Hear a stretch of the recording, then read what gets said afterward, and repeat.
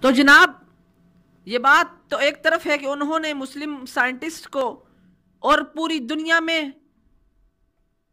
امن و شانتی کی فضا کو قائم کرنے والوں کو نہ صرف یہ کہ پس پشت ڈالا، بلکہ افسوس سے کہنا پڑ رہا ہے کہ انہوں نے ان تمام کے خلاف جد و جہدیں کی، ان تمام کے خلاف بڑے بڑے ایجنڈے تیار کیے گئے اور کئی ایک کو موت کے گھاٹ بھی اتار دیا گیا، جن میں سر فہرست سلویٰ حبیب ہیں۔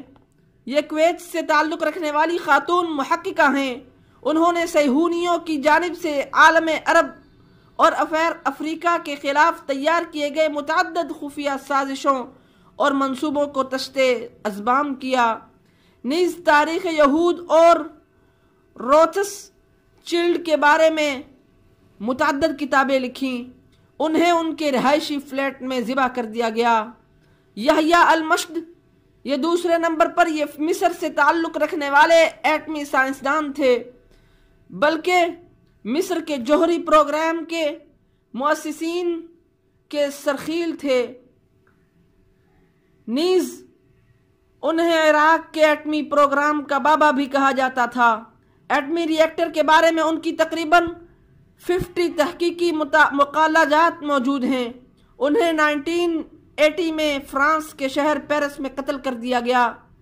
پھر مصطفیٰ مشرفہ ہیں، یہ مصر سے تعلق رکھنے والے فزکس کے ماہر سائنسدان تھے۔ انہیں عرب کا آئنسٹائن بھی کہا جاتا تھا۔ 1950 میں انہیں موساد نے زہر دے کر قتل کروا دیا۔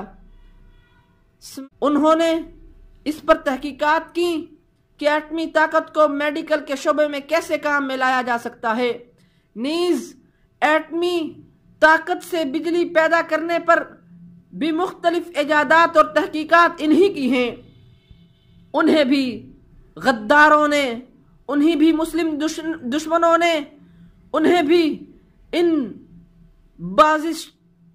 ان بیہودہ لوگوں نے 1952 میں امریکہ کے دورے کے دوران قتل کر دیا۔ حسن کامل الصباح یہ لبنان سے تعلق رکھنے والے ایک ماہر انجینئر تھے۔ انہیں عالم عرب کا ایڈیسن کہا جاتا تھا۔ ان کے الیکٹریکل انجینئرنگ کے شعبے میں 173 سے زائد ایجادات موجود ہیں۔ انہیں بھی 1935 میں امریکہ میں قتل کر دیا گیا۔ لوگوں، یہ تو صرف مرد تھے، ان میں عورتیں بھی تھیں۔ ڈاکٹر سامیہ میمنی یہ سعودی عرب سے تعلق رکھنے والی میڈیکل ڈاکٹر ہیں۔ ان کی علمی تحقیقات نے ہارٹ آپریشن کے زاویے بدل کر رکھ دیے تھے۔ انہوں نے آپریشن کے اس نہایت پیچیدہ پروسیس کو سہل اور آسان تر بنانے کے لیے ایک آرام دہ عصبی آلہ ایجاد کیا۔